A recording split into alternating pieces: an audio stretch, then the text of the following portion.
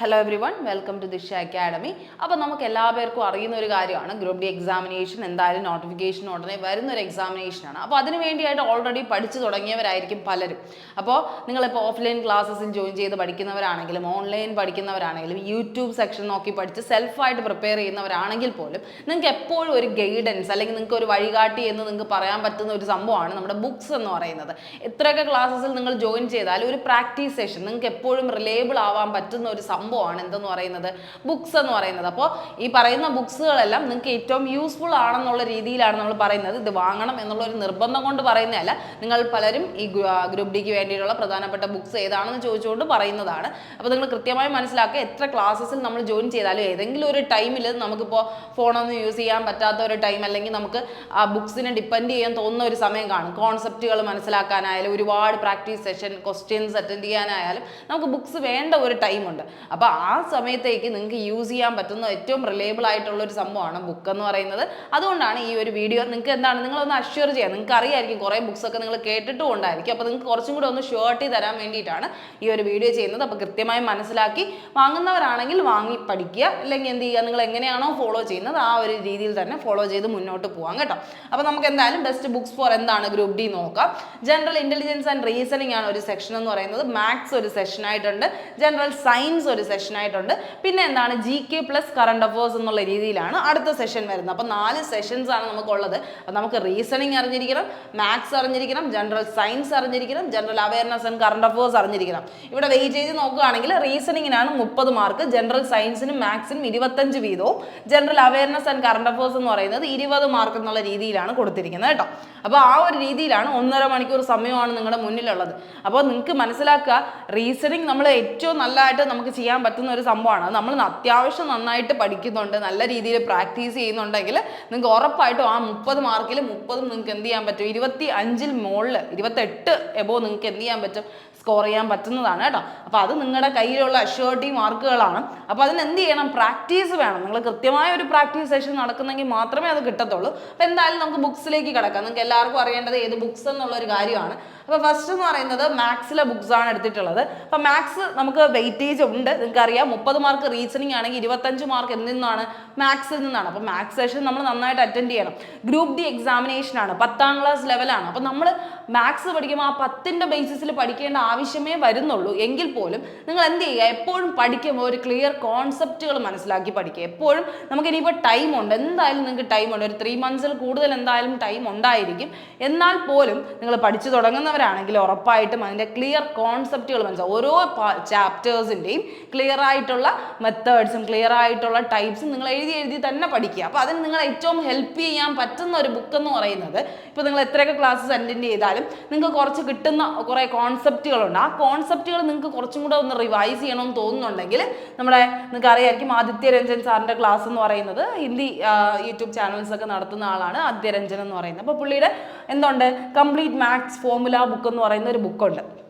സംഭവം എന്ന് പറഞ്ഞാൽ ക്വസ്റ്റ്യൻ ബേസ് അല്ല, ക്ലാസ് നോട്ട് പോലെയാണ്. പക്ഷേ ഇതെന്താണ്, ബൈലിംഗ്വൽ ആണ് കേട്ടോ. അതായത് ഹിന്ദി ആൻഡ് ഇംഗ്ലീഷ് മിക്സ് ആണ്. എല്ലാവർക്കും പറ്റുമോയെന്ന് അറിയത്തില്ല. ബട്ട് നിങ്ങൾ ഇപ്പോൾ ക്ലാസ്സസിലൊക്കെ പോയി പഠിക്കുന്നവരാണെങ്കിൽ, യൂട്യൂബിൽ നോക്കി മലയാളം സെഷൻസ് പഠിക്കുന്നവരാണെങ്കിൽ അത് മതി.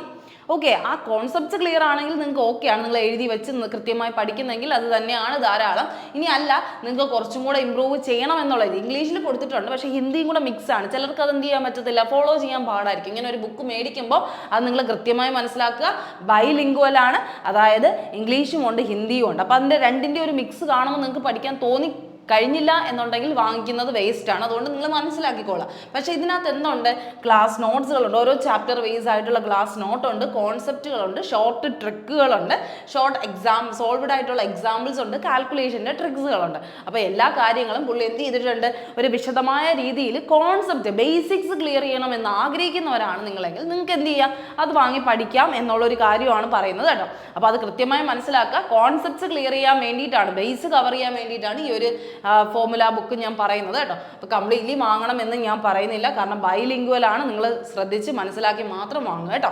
അപ്പോൾ അതെന്താണ് യൂസ്ഫുൾ ഫോർ എല്ലാ എക്സാമിനേഷനും സെറ്റ്, SSSC, നമ്മുടെ സ്റ്റാഫ് സെലക്ഷൻ, റെയിൽവേ, അതുപോലെ ഡിഫൻസ്, ബാങ്കിങ് എല്ലാ ഗവൺമെൻറ് എക്സാമിനേഷനും നല്ലതാണ് കേട്ടോ. അപ്പോൾ അത് നോക്കി മേടിക്കുക. ഇംഗ്ലീഷ് മാത്രം കിട്ടുന്ന ഉണ്ടോ എന്ന് എനിക്ക് അറിയത്തില്ല, പക്ഷേ ബൈലിംഗ്വൽ ആണ് നോർമലി കാണാറുള്ളത് കേട്ടോ. അപ്പോൾ ഇനി അടുത്ത മാത്സിൽ നിങ്ങൾ അത്യാവശ്യം ബേസ് കവർ ചെയ്യുന്നവരാണെങ്കിൽ നിങ്ങൾ മലയാളം ചാനൽസ് ഒക്കെ കണ്ട് അല്ലെങ്കിൽ മലയാളത്തിലെ ഇപ്പം ഓൺലൈൻ ക്ലാസ് ഓഫ്ലൈൻ ക്ലാസ്സസ് ഒക്കെ അറ്റൻഡ് ചെയ്തും ബേസ് കവർ ചെയ്തവരാണെങ്കിൽ നിങ്ങൾക്ക് ഉറപ്പായിട്ടും ക്വസ്റ്റ്യൻ സെക്ഷൻസ് മാത്രം അറ്റൻഡ് ചെയ്താൽ മതി. അതിന് ഏറ്റവും നിങ്ങളെ എപ്പോഴും ഹെൽപ്പ് ചെയ്യുന്ന ഒരാളെന്ന് പറയുന്നത് പിനാക്കിളാണ്. പിനാക്കിളിനെ പോലെ ഏറ്റവും നല്ല ബുക്സ് വേറെ നമുക്കിപ്പോൾ SSC ആയാലും റെവ്യൂ എടുത്താലും പറയാനില്ല. അതുകൊണ്ട് നിങ്ങൾ ശ്രദ്ധിച്ചു കഴിഞ്ഞാൽ സെൽഫ് പ്രിപ്പറേഷൻ മൊഡ്യൂളിന് വേണ്ടി ഏത് തന്നെയാണ് റെയിൽവേ മാത്സ് എന്ന് പറയുന്ന പിനാക്കിളിൻ്റെ റെയിൽവേ മാത്സ് എടുക്കുക. SSC പഠിക്കുന്നവരാണെങ്കിൽ ശ്രദ്ധിക്കുക, റെയിൽവേയുടെ ക്വസ്റ്റ്യൻസ് ചിലപ്പോൾ ഡിഫറെൻ്റ് ആയിട്ട് വരാൻ ചാൻസ് ഉണ്ട്. അതുകൊണ്ടാണ് റെയിൽവേ ബേസ് ഇപ്പം മാത്സിൽ എല്ലാത്തിലും സെയിം തന്നെ ആയിരിക്കും, വലിയ മാറ്റങ്ങളൊന്നും വരാനില്ല. SSCയുടെ പിനാക്കിൾ ഉണ്ടെങ്കിൽ നിങ്ങൾക്ക് ആ ക്വസ്റ്റ്യൻസ് ചെയ്ത് പഠിച്ചാൽ മതി, ഒരു പ്രശ്നവും ഇല്ല. പിന്നെ പുതുതായിട്ട് ബുക്ക് വാങ്ങാൻ പോകുന്നവരാണെങ്കിൽ റെയിൽവേയുടെ ഇതാണ് പഠിക്കുന്നതെങ്കിൽ റെയിൽവേ മാത്സ് എന്നെ വാങ്ങി പഠിക്കാൻ നോക്കുക. ചാപ്റ്റർ വൈസ് ആയിട്ടുള്ള കവറേജ് ആണ്, വിത്ത് detailed explanation and short tricks ഉണ്ടെന്ന് അവരെടുത്ത് പറയുന്നുണ്ട്. അതിൻ്റെ ഒപ്പം എല്ലാ എക്സാംസിൻ്റെ പേരും ഗ്രൂപ്പ് ഡി ഉൾപ്പെടെയുള്ള NTPC ഉൾപ്പെടെയുള്ള എല്ലാ എക്സാമിനേഷനും ഇംഗ്ലീഷ് മീഡിയം ആണ് കേട്ടോ, ഇംഗ്ലീഷിൽ തന്നെയാണ് കൊടുത്തിരിക്കുന്നത്. അതിൽ നിങ്ങൾക്ക് കിട്ടും എന്നുള്ളൊരു കാര്യം ആലോചിക്കുക. പിന്നെ ഒരുപാട് പേര് മലയാളത്തിൽ ടെക്സ്റ്റ് ബുക്സ് ഉണ്ടോ എന്ന് ചോദിക്കാറുണ്ട്. മലയാളത്തിൽ ടെക്സ്റ്റ് ബുക്സ് അങ്ങനെ അവൈലബിലിറ്റി കുറവാണ്, അങ്ങനെ ഇല്ല, അങ്ങനെ തന്നെ വിചാരിക്കാം നിങ്ങൾക്ക്. കാരണം മലയാളത്തിൽ ക്ലാസ്സസ് എടുക്കുകയേ ഉള്ളൂ, അല്ലാതെ നമുക്ക് മലയാളം ക്വസ്റ്റ്യനേഴ്സ് കിട്ടുന്നത് വളരെ ഡിഫിക്കൽട്ടാണ്. അതുകൊണ്ട് നമ്മളെപ്പോഴും അതുകൊണ്ടാണ് പറയുന്നത് മലയാളം മാക്സിമം നിങ്ങൾ അവോയ്ഡ് ചെയ്യുക. ലാംഗ്വേജ് സെലക്ഷനിൽ മലയാളം അവോയ്ഡ് ചെയ്ത് ഇംഗ്ലീഷിലേക്ക് നിങ്ങൾ എന്ത് ചെയ്യുക, കൺവേർട്ട് ആവാനായിട്ട് ശ്രമിക്കുക കേട്ടോ.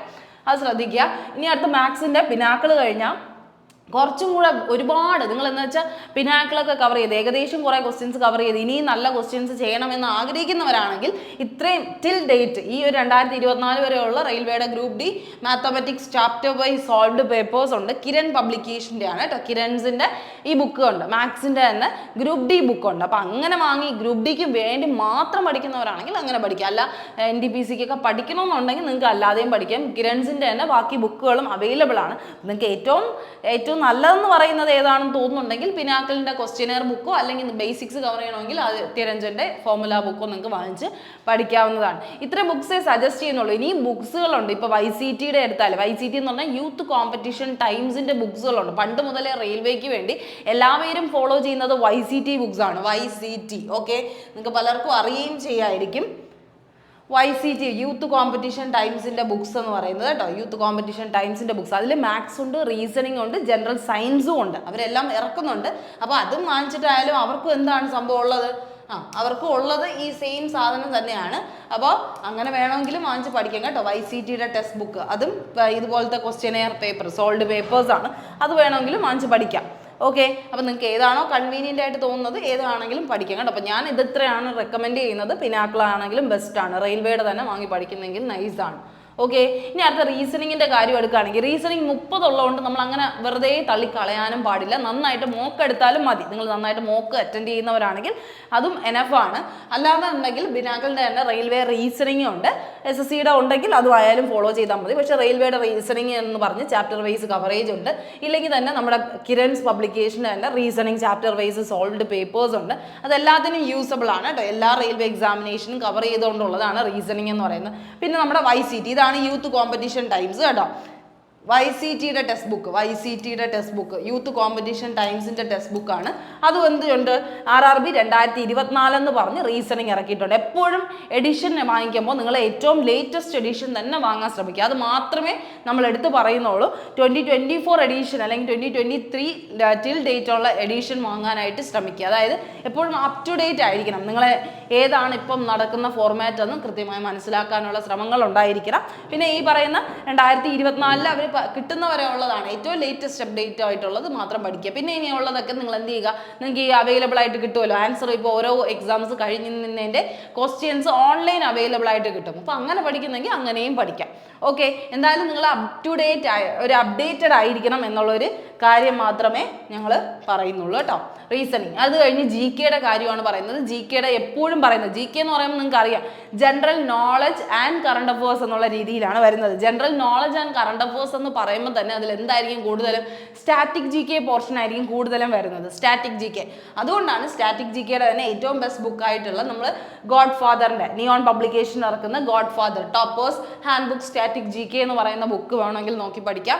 ഇതാണ് ഏറ്റവും ബെസ്റ്റ് ആയിട്ട് എല്ലാം ഉണ്ട് കേട്ടോ. Dance, arts forms, paintings, awards, books, ഇതെല്ലാം നിയോൺ ക്ലാസ്സസിന്റെ ഈ ഒരു ഗോഡ് ഫാദർ എഡീഷനകത്തുണ്ട്. അപ്പോൾ അതല്ലെങ്കിൽ നിങ്ങൾക്ക് എന്ത് ചെയ്യാം, പിനാക്കിളിന്റെ തന്നെ സ്റ്റാറ്റിക് GK കവർ ചെയ്ത് തിയറി പ്ലസ് MCQ കവർ ചെയ്യുന്ന അങ്ങനത്തെ ബുക്സും ഉണ്ട്. അപ്പോൾ ഒന്നീ പിനാക്കിൾ ഫോളോ ചെയ്യാം, അല്ലെങ്കിൽ നിയോൺ ക്ലാസിക്സ്. ഇപ്പം പിനാക്കിൾ ഫോളോ ചെയ്താൽ നിങ്ങൾക്ക് എന്ന് പറഞ്ഞാൽ ഒന്നും അറിയാത്ത ഒരാൾക്ക്, ഇപ്പോൾ ഗോഡ് ഫാദർ എന്ന് പറഞ്ഞാൽ കുഞ്ഞു കുഞ്ഞു പോയിന്റ്സ് ആയിട്ടാണ് എഴുതിയിരിക്കുന്നത്. അപ്പോൾ അങ്ങനത്തെ ബുക്സ് വായിച്ച് പഠിക്കുക. നിങ്ങൾ കുഞ്ഞു കുഞ്ഞു പോയിന്റ്സ് എന്ന് പറഞ്ഞാൽ അവർ ഹൈലൈറ്റ് എല്ലാം ചെയ്തിട്ടുണ്ട്, എല്ലാ കാര്യങ്ങളും ഇമ്പോർട്ടൻ്റ് ആയിട്ടുള്ള എല്ലാം അപ്ഡേറ്റ് ചെയ്തിട്ടുണ്ട്. പക്ഷേ ഏറ്റവും ബെസ്റ്റ് എന്ന് പറയുന്നത് ഗോഡ് ഫാദർ തന്നെയാണ്. പിന്നെ പിനാക്കിളിനെ ആണ് കൂടുതൽ ഇഷ്ടപ്പെടുന്നതെങ്കിൽ നിങ്ങൾക്ക് എന്ത് ചെയ്യാം, ചാപ്റ്റർ വൈസ് കവറേജ് ആയിട്ട് സ്റ്റാറ്റിക് GK എന്ത് ചെയ്തിട്ടുണ്ട്, കൊടുത്തിട്ടുണ്ട് പിനാക്കിളിൽ.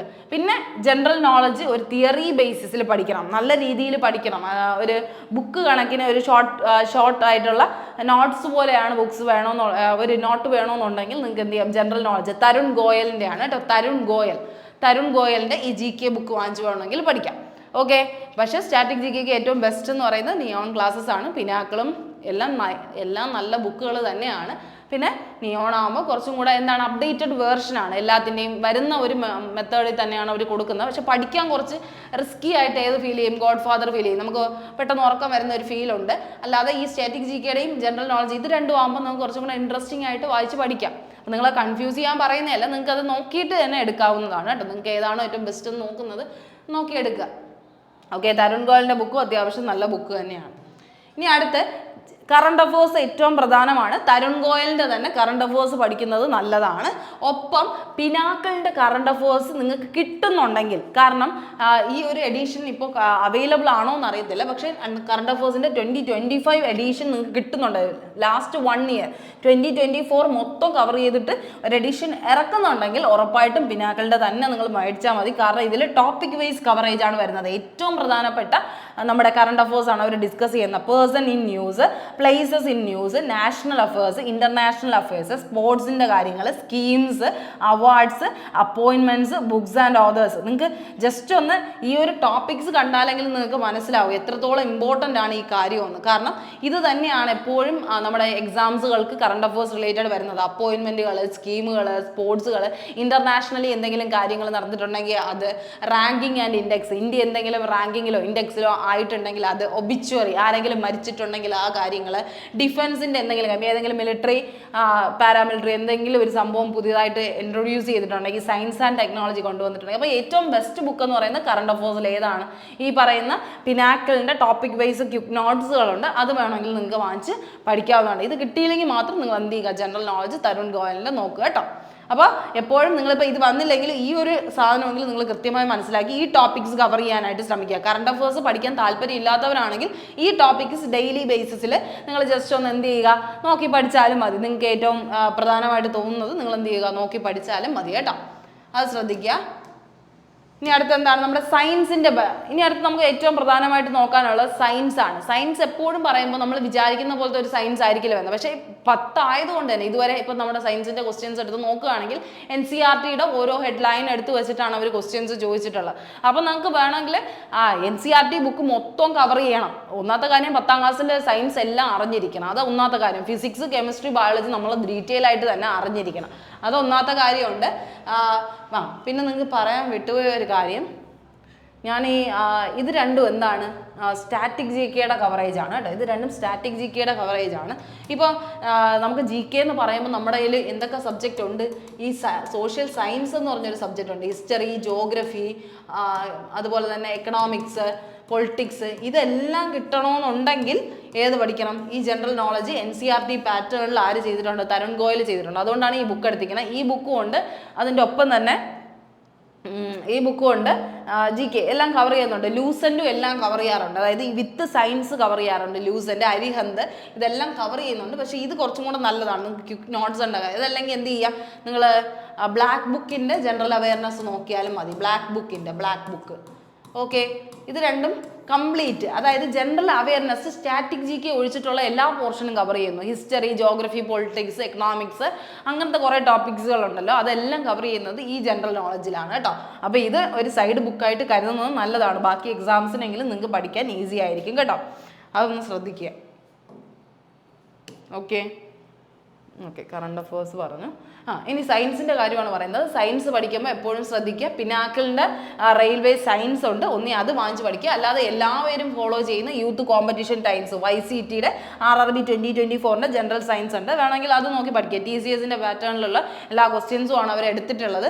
ഒന്നീ സയൻസിൽ നിങ്ങൾക്ക് PYQ സെക്ഷൻ ആണ് അറ്റൻഡ് ചെയ്യാൻ താല്പര്യമെങ്കിൽ, ഏറ്റവും MCQ നോക്കിയാണ് പഠിക്കാൻ താല്പര്യം എന്ന് തോന്നുന്നുണ്ടെങ്കിൽ നിങ്ങൾക്ക് ഒന്നി പിനാക്കിളിൻ്റെ ടെസ്റ്റ് വാങ്ങിക്കാം, അല്ലെങ്കിൽ എന്ത് ചെയ്യാം, YCTയുടെ RRB 2024 വാങ്ങിക്കാം. ഏറ്റവും നല്ലത് എനിക്ക് തോന്നുന്നു റെയിൽവേ സയൻസിൻ്റെ പിനാക്കിൾ വാങ്ങിക്കുന്നതായിരിക്കും. കാരണം YCT കുറേ റെപ്പറ്റീഷൻ വരാറുണ്ട്. ഇപ്പോൾ അപ്ഡേറ്റഡ് വേർഷനിൽ എന്തെങ്കിലും മാറ്റം ഉണ്ടോ എന്ന് അറിയത്തില്ല. പക്ഷേ YCT നിങ്ങൾക്ക് അഥവാ കിട്ടിയില്ലെങ്കിൽ പോലും നിങ്ങൾക്ക് PDF ഒക്കെ അവൈലബിൾ ആണ് കേട്ടോ. ഓൺലൈൻ PDFs YCTയുടെ ഒക്കെ അവൈലബിൾ ആണ്. അതുകൊണ്ട് നിങ്ങൾ മാക്സിമം റെയിൽവേ സയൻസ് പിനാക്കിളിൻ്റെ തന്നെ വാങ്ങിച്ചാൽ മതി എന്ന് തോന്നുന്നു. മൊത്തത്തിൽ പിനാക്കിളിനെ പൊങ്ങി പറയണതല്ല, പക്ഷേ കുറച്ചും കൂടെ ഈസി ആയിട്ട് നിങ്ങൾക്ക് അത് ഫീൽ ചെയ്യും എന്ന് തോന്നുന്നു. അതുകൊണ്ടാണ് പറയുന്നത്. ഇല്ല, നിങ്ങൾക്ക് തിയറി ബേസ് ആയിട്ടാണ് പഠിക്കുകയാണെങ്കിൽ ലൂസൻ്റെ തന്നെ ജനറൽ സയൻസ് ഉണ്ട് കേട്ടോ. ലൂസൻ്റെ ജനറൽ സയൻസും ഉണ്ട്. അതുപോലെ തന്നെ അപ്ഡേറ്റഡ് വേർഷൻ തന്നെ വാങ്ങിക്കാൻ നോക്കുക. പിന്നെ എന്താണ്, നമ്മുടെ rationalise 2023-2024 science test NCERT text ബുക്കാണ് നമ്മൾ പറയുന്നത്. 10ാം ക്ലാസ് ആണല്ലോ ഗ്രൂപ്പ് D എന്ന് പറയുന്നത്. ഒന്നി നിങ്ങൾ +1 ടെക്സ്റ്റ് ബുക്ക് കവർ ചെയ്യുക, അല്ലെങ്കിൽ 10ാം ക്ലാസ് NCERT കവർ ചെയ്യുക. NCERT പഠിക്കുമ്പോൾ നിങ്ങൾ കുറച്ചും കൂടെ ജനറൽ സയൻസിൻ്റെ കോൺസെപ്റ്റുകൾ ക്ലിയർ ആയിട്ട് നിങ്ങൾക്ക് മനസ്സിലാവും എന്തൊക്കെയാണെന്ന്. നിങ്ങൾക്ക് ടോപ്പിക് വൈസ് ചെയ്യുന്ന നിങ്ങൾ പഠിച്ചു പോകുമ്പോൾ നിങ്ങൾ കുറച്ചും കൂടെ അതിൽ എന്ത് ചെയ്യും, ഇമ്പ്രൂവ് ആവാനുള്ള അവസരങ്ങളുണ്ട്. അതുകൊണ്ടാണ് അത് പറയുന്നത് കേട്ടോ. അപ്പോൾ അത്രയും കാര്യങ്ങൾ മനസ്സിലാക്കുക. ജനറൽ സയൻസിനാണെങ്കിൽ ഒന്ന് ലൂസൻ്റ് അല്ലെങ്കിൽ NCERT ടെക്സ്റ്റ് ബുക്ക് വീട്ടിലുണ്ടെങ്കിൽ അനിയത്തിമാരേലോ അടുത്തുള്ള കസിൻസിൻ്റെയോ നെയ്ബേഴ്സിൻ്റെയോ ഉണ്ടെങ്കിൽ വാങ്ങിച്ചു വെച്ച് പഠിച്ചാലും മതി. എന്നിട്ട് എന്ത് ചെയ്യുക, നിങ്ങൾ ക്വസ്റ്റ്യൻസ് ജസ്റ്റ് ഒന്ന് കവറപ്പ് ചെയ്യാനായിട്ട് ശ്രമിച്ചാൽ മതി കേട്ടോ. അപ്പോൾ ഇത്രയും ബുക്സുകളാണ് നമുക്ക് പറയാനുള്ളത്. 4 സബ്ജക്റ്റ് 4 സെഷൻസ്. നന്നായിട്ട് പഠിക്കാൻ താല്പര്യം ഉണ്ടെങ്കിൽ, കുറച്ച് നമുക്ക് ഇത്തവണ എക്സാം കിട്ടിയേ പറ്റുമെന്നുണ്ടെങ്കിൽ ഒരു ബുക്ക് മേടിച്ച് വെച്ച് പഠിക്കുന്നതിൽ ഒരു തെറ്റുമില്ല. നന്നായിട്ട് നിങ്ങൾക്ക് വർക്കൗട്ട് ചെയ്യാൻ പറ്റും. അതുകൊണ്ടാണ് പറയുന്നത് എപ്പോഴും നിങ്ങൾക്ക് ഒരു കൂട്ടാളി അല്ലെങ്കിൽ ഒരു പെട്ടെന്നൊരു കാര്യം ചെയ്യണമെന്ന് തോന്നുന്നെങ്കിൽ ഇതെടുത്ത് വെച്ച് നിങ്ങൾക്ക് എന്ത് ചെയ്യാം, 2-3 ക്വസ്റ്റ്യൻസ് വർക്കൗട്ട് ചെയ്യുമ്പോൾ നിങ്ങളുടെ മൂഡും എല്ലാം ഓക്കെ ആയി നിങ്ങളൊന്ന് സെറ്റ് ആവും. അപ്പോൾ അതിനോട്ടൊരു ഇൻട്രസ്റ്റ് വരണമെങ്കിൽ എപ്പോഴും ബുക്സ് തന്നെ റെഫർ ചെയ്യുന്നതായിരിക്കും ഏറ്റവും നല്ലത്. അപ്പോൾ നമ്മൾ പറയുന്നു, ഇപ്പം ഇതെന്ന് പറഞ്ഞാൽ നിങ്ങൾക്ക് സെൽഫ് പ്രിപ്പയർ ചെയ്യുമ്പോൾ ഒരു സഹായി എന്നുള്ളൊരു രീതി മാത്രമാണ്, അല്ലാതെ എല്ലാം നിങ്ങൾക്ക് ഇതിൽ നിന്ന് കിട്ടുമെന്നല്ല. ഇത് കിട്ടണമെങ്കിൽ ഒരു അത്യാവശ്യം ബേസിക്സ് നിങ്ങൾക്ക് ഉണ്ടായിരിക്കണം. ആ ബേസിക്സ് ആദ്യം കവർ ചെയ്യണമെങ്കിൽ നിങ്ങൾ എന്ത് ചെയ്യുക, ക്ലാസ്സസ് അറ്റൻഡ് ചെയ്യുക തന്നെ വേണം, അല്ലെങ്കിൽ നിങ്ങൾ സ്വന്തമായിട്ട് പഠിക്കുക തന്നെ വേണം. അപ്പോൾ അത് മനസ്സിലാക്കിക്കോളുക. എന്തായാലും ദിശ അക്കാഡമിയും എന്ത് ചെയ്യുന്നുണ്ട്, ഗ്രൂപ്പ് D എക്സാമിനേഷനുള്ള ക്ലാസ്സസ് പ്രൊവൈഡ് ചെയ്യുന്നുണ്ട്. അപ്പോൾ എന്തെങ്കിലും ഡൗട്ട്സോ എന്തെങ്കിലും കാര്യങ്ങളോ ഉണ്ടെങ്കിൽ നിങ്ങൾക്ക് എന്ത് ചെയ്യാം, ഇപ്പോൾ ഗ്രൂപ്പ് D എക്സാമിനേഷൻ്റെ ക്ലാസ്സസിൽ ജോയിൻ ചെയ്യണമെങ്കിൽ താഴെ കാണുന്ന നമ്പറിൽ നിങ്ങൾക്ക് കോൺടാക്ട് ചെയ്യാവുന്നതാണ്. നമുക്ക് ഓഫ്ലൈനും ഓൺലൈൻ ക്ലാസ്സസും എല്ലാം അവൈലബിൾ ആണ്. നിങ്ങൾക്ക് എന്തെങ്കിലും ഡൗട്ട്സ് ഉണ്ടെങ്കിൽ നിങ്ങൾക്ക് എന്ത് ചെയ്യാം, താഴെ കാണുന്ന നമ്പറിൽ കോൺടാക്ട് ചെയ്യാവുന്നതാണ് കേട്ടോ. അപ്പോൾ എല്ലാവർക്കും നല്ലൊരു ദിവസം ആശംസിക്കുന്നു. Thank you.